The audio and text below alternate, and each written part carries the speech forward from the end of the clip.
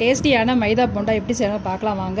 தேவையான பொருட்கள்: மிக்ஸி பவுலில் 2 முட்டையை உடச்சி ஊற்றிட்டு 5 ஏலக்காய் உள்ளே போட்டுக்குருவோம். இதை நல்லா அரைச்சி எடுத்துக்கலாம்.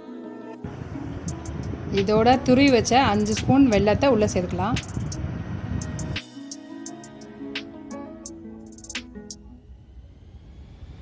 இதோடு 1 கப் மைதா சேர்த்துக்கலாம், அதாவது 300 கிராம். சோடா உப்பு 1/4 டீஸ்பூன். நல்லா கலந்துக்கலாம். 150 ml தண்ணி சேர்த்துக்கலாம். இதை நல்லா அரைச்சி எடுத்துக்கோங்க. இதை நான் அரைச்சி எடுத்துக்கிட்டேன் பாருங்கள். இந்த மாதிரி கட்டியெல்லாம் அரைச்சி எடுத்துக்கோங்க. இப்போ ஒரு பவுலில் மாற்றிக்கலாம்.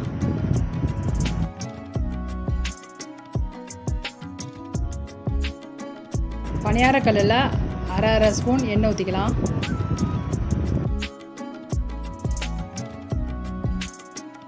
நம்ம ரெடி பண்ணி வச்சுருக்கிற மாவை எல்லா குழியிலையும் ஒரே அளவாக ஊற்றிக்கோங்க.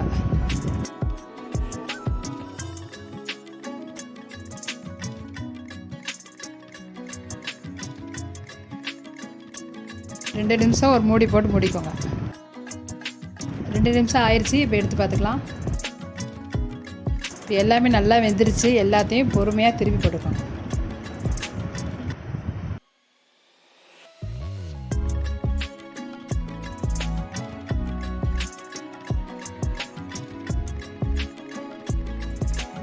மறுபடியும் ஒரு 2 நிமிஷம் மூடி வச்சுக்கலாம். 2 நிமிஷம் ஆயிடுச்சு. மூடி திறந்துக்கலாம். இப்போ போண்டா வெந்துருச்சு. எல்லாத்தையும் எடுத்துக்கலாம்.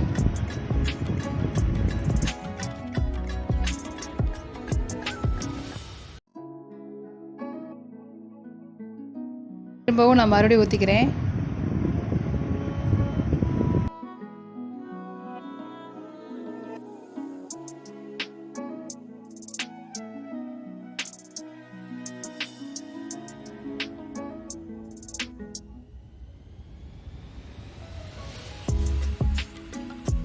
பாருங்கள் எவ்வளோ அழகாக வெந்திருக்கு.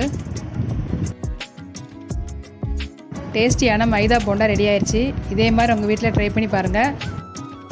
இந்த வீடியோ பிடிச்சிருந்தால் லைக் அண்ட் சப்ஸ்கிரைப் பண்ணுங்கள்.